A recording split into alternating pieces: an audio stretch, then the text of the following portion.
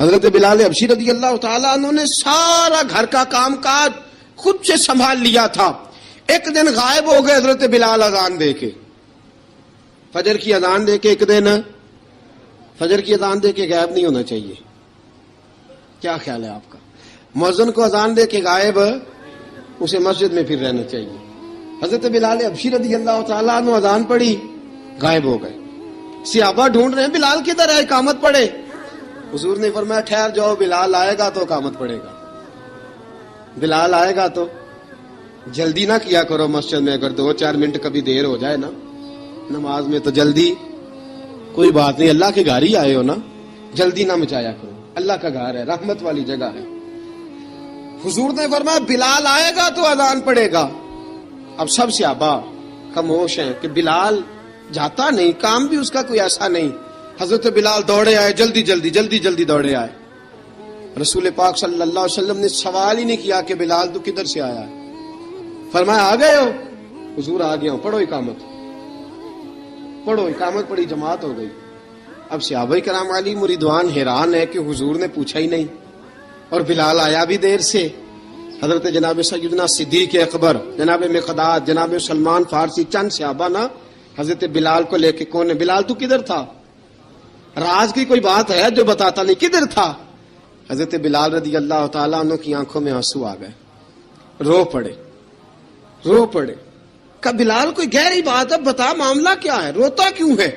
حضرت بلال حبشی رضی اللہ تعالیٰ عنہ فرمانے لگے جب حضرت خدیجہ الکبریٰ گھر میں چکی پیستی تھی, تھک جاتی تھی نا, تو میں مدد کرایا کرتا تھا. کتنے دن بیت گئے, جب فجر کی اذان دینے کے لیے گزرتا ہوں تو حضرت فاطمہ الزہرا کے بچے روتے ہوتے ہیں. فرمایا میں نے حضرت فاطمہ کو گود میں کھلایا ہے. مجھے اپنے محبوب کی شہزادی سے بڑا پیار ہے. کئی دنوں سے حضور کی خدمت میں عرض کر رہا تھا یا رسول اللہ کو مہربانی فرمائیں. حضور نے رات پیغام بھیجا ہے سیدہ فاطمہ کو کہ بلال جب آئے تو پردہ کر کے اندر چلی جایا کر. حضرت بلال فرماتے ہیں اذان دے کے گیا تھا حضرت فاطمہ کے گھر. میں نے کہا محبوب کی بیٹی ذرا پردہ کر لے, تو بچوں کو دودھ پلا, میں تیری چکی پیس دیتا ہوں. حضرت بلال حبشی کی آنکھوں میں آنسو رو کے بتلاتے ہیں.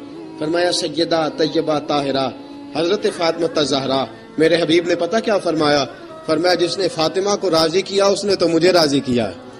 حضرت سیدنا بلال حبشی فرماتے میں نے چکی پیسی اور میں تمہیں کیا بتاؤں, میرے محبوب کی بیٹی نے مجھے بڑی ہی دعائیں دی ہیں.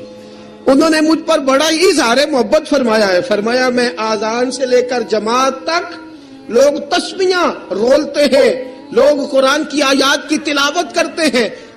آذان سے لے کر جماعت تک لوگ مختلف قسم کے اذکار میں مشغول ہوتے ہیں.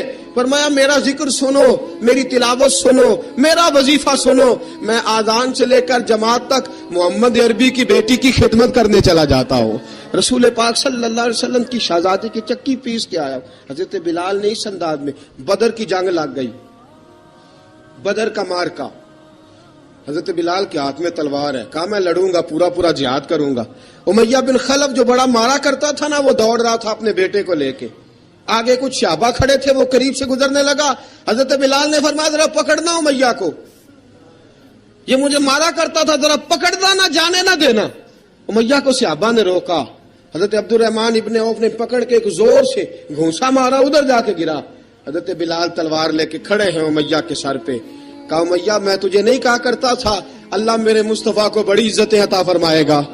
میں تجھے نہیں کہا کرتا تھا کہ خدا ہمیں غلبہ دے گا؟ هو الذی ارسل رسولہ بالہدی ودین الحق لیظہرہ علی الدین کلہ. میں نہ کہا کرتا تھا کہ اللہ اس دین کو ہر دین پہ غلبہ دے گا. اور میں دیکھ اللہ نے ہمیں عزت دے دی, دیکھ تو ذلیل کر دیا گیا.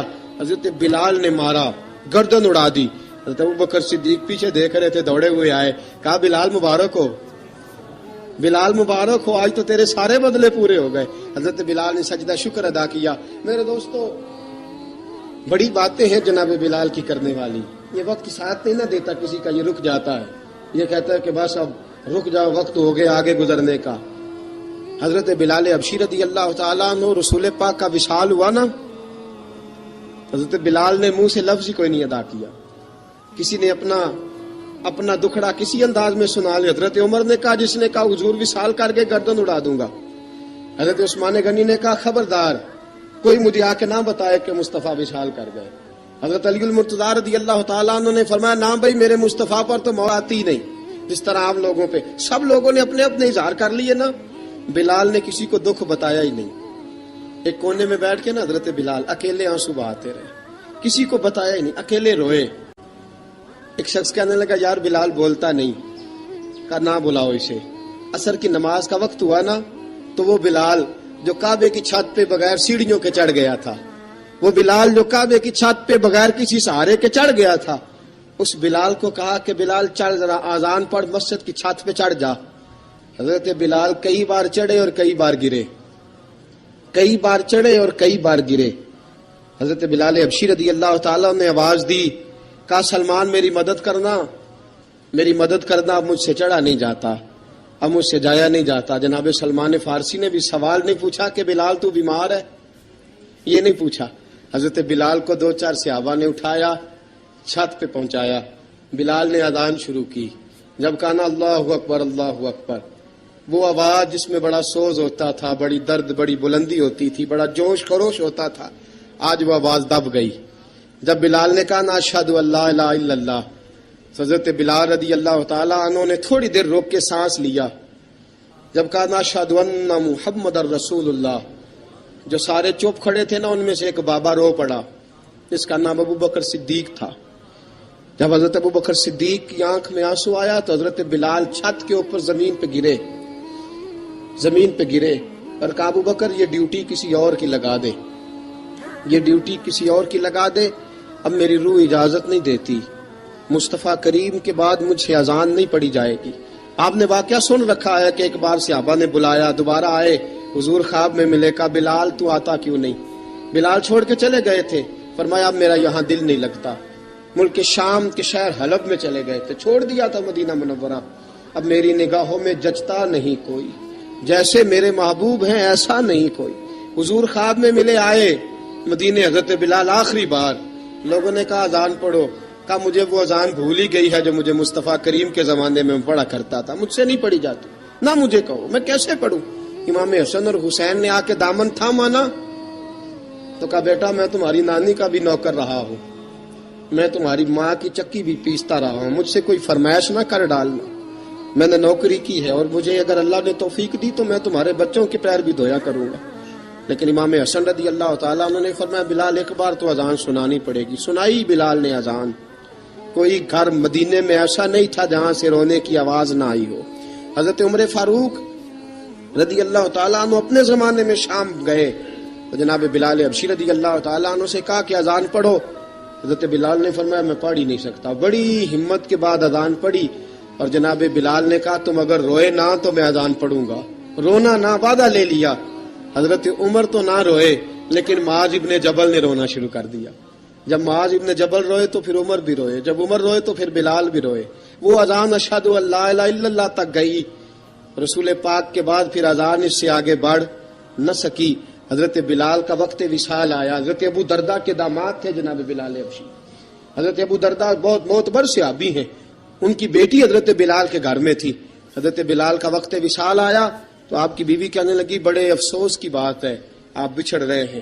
فرمایا افسوس نہ کر، مجھے مبارک دے، میں آج بچھڑوں گا تو جا کے رسول پاک سے ملاقات کروں گا.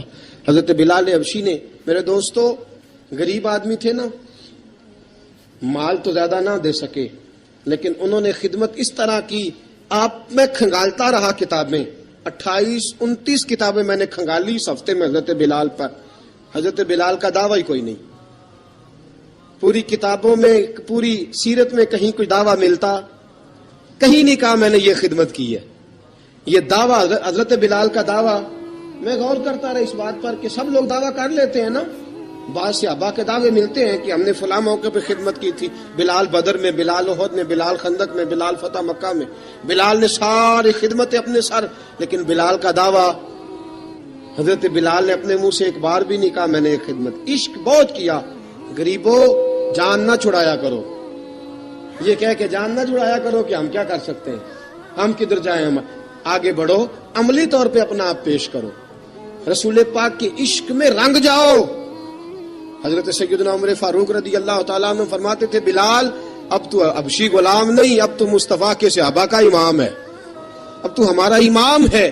جناب بلال حبشی رضی اللہ تعالیٰ عنہ کی زندگی بتلاتی ہے کہ غریب اگر آئے اور اپنے آپ کو رنگے رسول پاک کے رنگ میں تو وہ اتنی خدمت کر سکتا ہے، اتنی خدمت کر سکتا ہے کہ کوئی تاریخ بھی حضرت بلال کو چھوڑ کے مکمل ہو سکتی نہیں. کوئی بھی تذکرہ جناب بلال کو چھوڑ کے صحابہ کے تذکرے مکمل ہو سکتے نہیں. اور جہاں جہاں بھی عشق کی داستان لکھی جائے گی پہلے بلال کا نام لکھا جائے گا، پھر بات آگے بڑھے گی. اللہ ہمیں بھی حضرت بلال کے عشق کا قطرہ نصیب کرے، ہمیشہ مدحت خیر الانام میں گزرے. دعا ہے یہ عمر درود و سلام میں گزرے. وآخر دعوانا الحمد. اور اگر آپ نے ابھی تک ہمارا چینل سبسکرائب نہیں کیا تو فوراً سبسکرائب کیجئے، ساتھ ہی بیل آئیکن پر کلک کریں تاکہ مزید آنے والی ویڈیو ہیں وہ آپ کو وقت پر ملتی رہیں. اللہ حافظ.